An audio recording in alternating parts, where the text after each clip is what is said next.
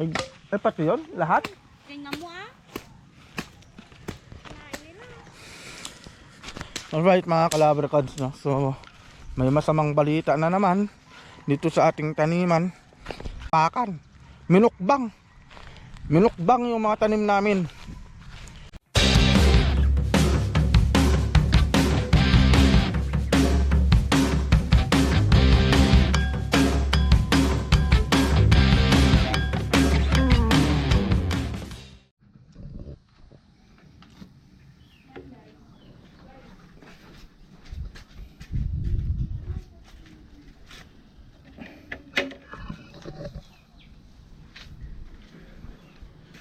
Yo.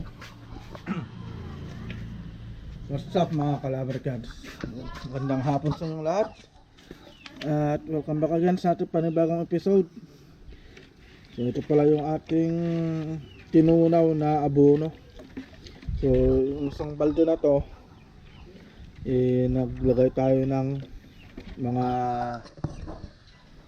5 sukat ng abono. So ito pala yung sukatan natin para hindi kayo malito.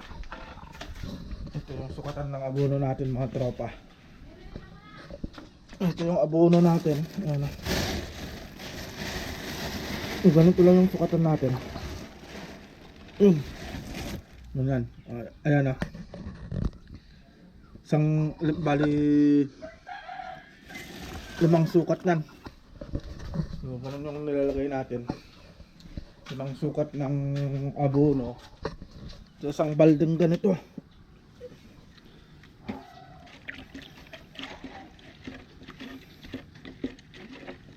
Right, so sa episode pala na to mga kalabarkads, maglalagay tayo ng abono sa mga tanim natin. Ilalagay natin to doon sa drum.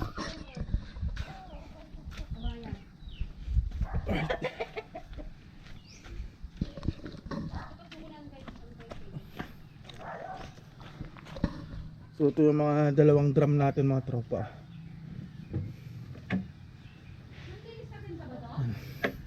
Dito natin ilagay baka sakaling baka mamaya matapon.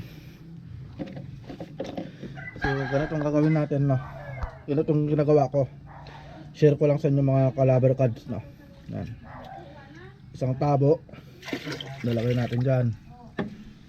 So ganyan lang para pantay. Ano. So pantay yung tubig niya, no. Dito naman sa kabila.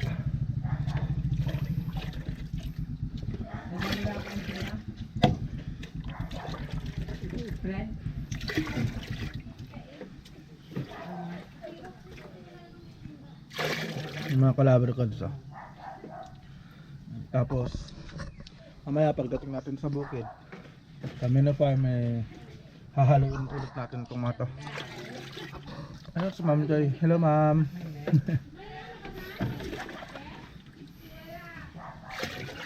Yun. Hati yan.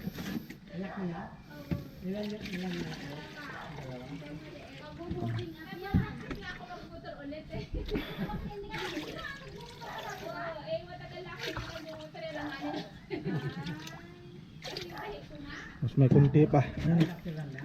Hatiin na lang natin. Yun. So ganyan yung sukatan ng pag-aabono natin mga kalabarkads, no. Okay, so antayin lang natin si Mrs. mga kalabarkads at paalis na rin tayo. Bali may pa-order kasi siya doon sa bahay. May nag-order ng french fries. So, mamaya matapos natin sa mini farm, dito naman tayo sa mga manok natin.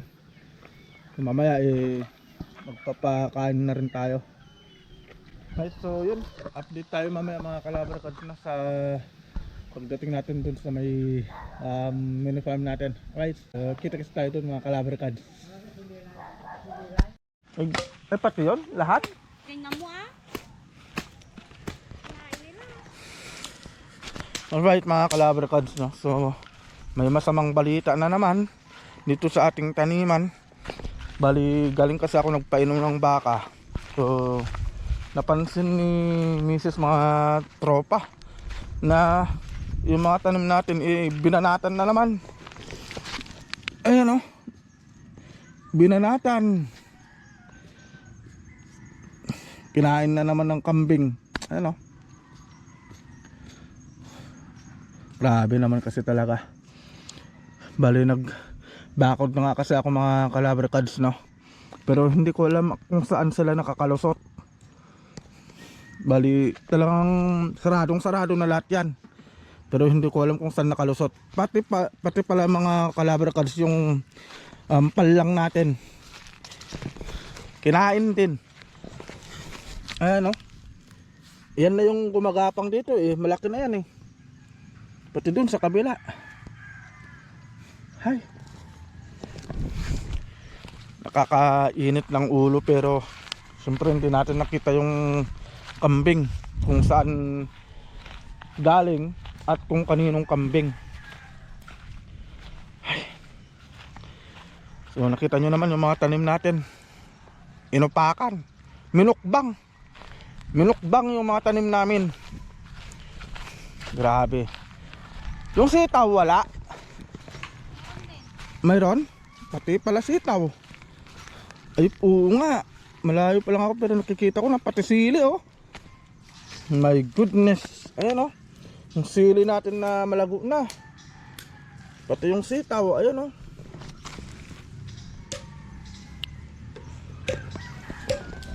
Grabe naman, oh. Hay.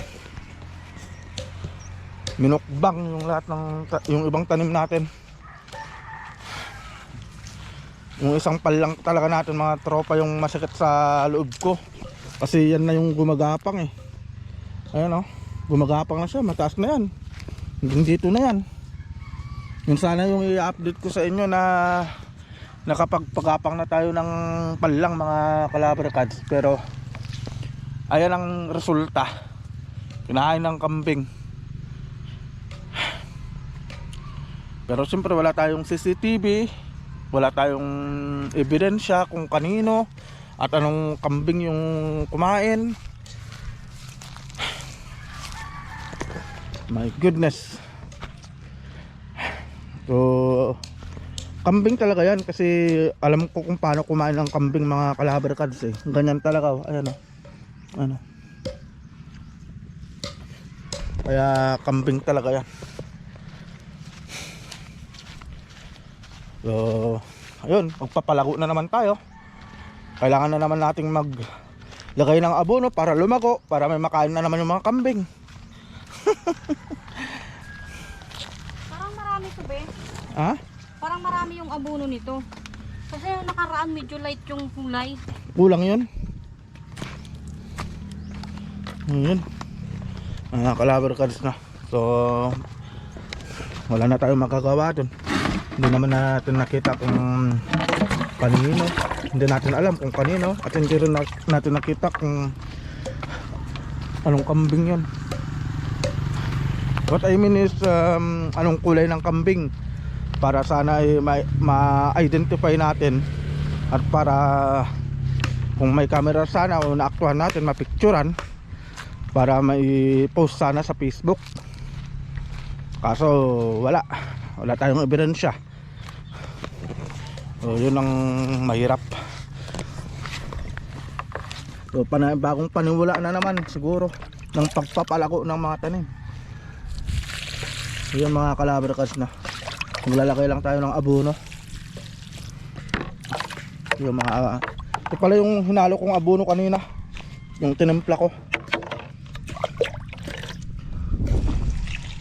Bali nagtatanong si Mrs. Bakit na mas makulay daw yung abono ngayon.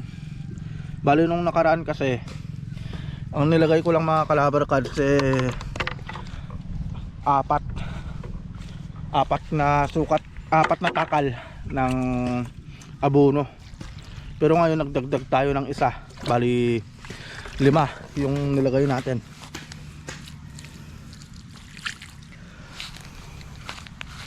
Ito pwede ng abono, ay lagyan ng abono tong mga talong na to, yung bagong tanim natin.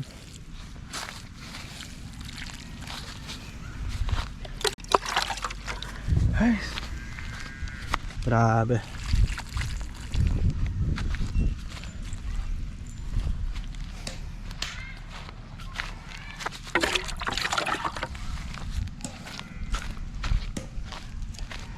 Buti na lang kanyo mga kalabar kasi yung talong natin, tomato, hindi naman minumukbang ng mga kambing. So mapili din yung mga kambing na yun eh. Mapili din sila.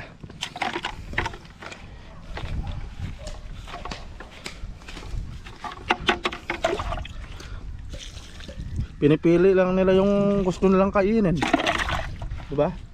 Para silang kumain sa eat all you can eh. Ang bihira.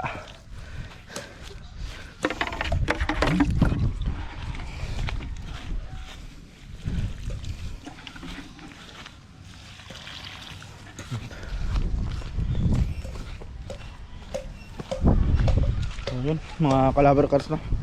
Maglalakay muna tayo ng abono. Ay, marami na rin naputol si Mikay oh.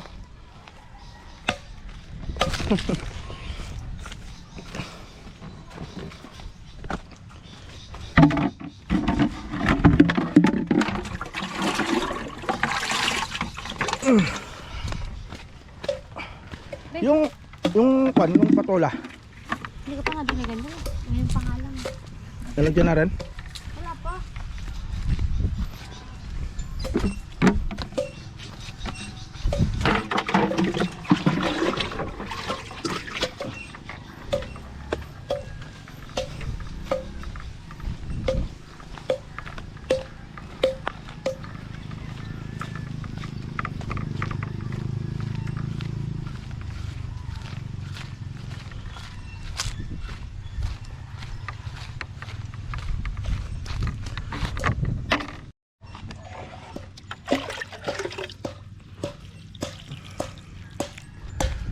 Malaki na itong talong na ito mga kalabar cards ah. Yan. Iwasan natin na mapatakan ng abono. So, dito lang sa gilid para hindi masira yung bunga. Ito yung nilagyan natin ng abono nung nakaraang linggo. Tingnan nyo naman mga kalabar cards ah. Diba? Kumanda na. Oh.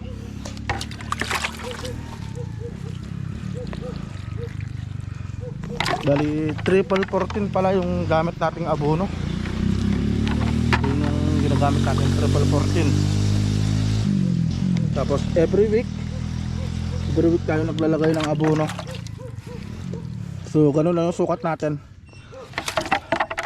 5 takal ng abono. Tapos taktuhan siya sa 2 drum na dala-dala natin lagi. Hindi ko lang alam kung ilang liters yun, pero saktuhan lang kasi.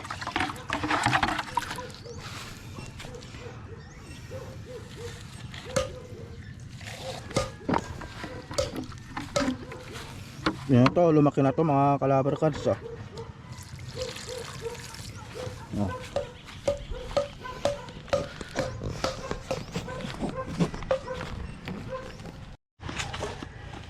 Ano yan? Baon? May kahoy na. Ang gatong. Nangahoy. Alright mga kalabar cards, so yun lang yung vlog natin. At natapos na rin kaming mag dilig ng abono. Yun nga lang, sa kasamang palad kinain nga ng kambing yung ibang tanim namin, katulad ng palang, yung sili, sitaw, tapos yung katuray. So ang ganda pa naman kahapon, nag-harvest pa si Mrs. ng katuray. Yun pala susundan ng mukbang ng kambing. Right, so yun lang yung vlog natin mga kalabar cards na. So dito na rin matatapos yung vlog natin. At see you bukas, kasi bukas asikasuhin natin tong mga tanim natin. Tapos asikasuhin natin yung bakod. So titignan natin kung saan pa sila nakakalusot. So hahanapin natin yung butas nila. Right, so yun lang mga kalabarkas, no? So see you bukas. Alright.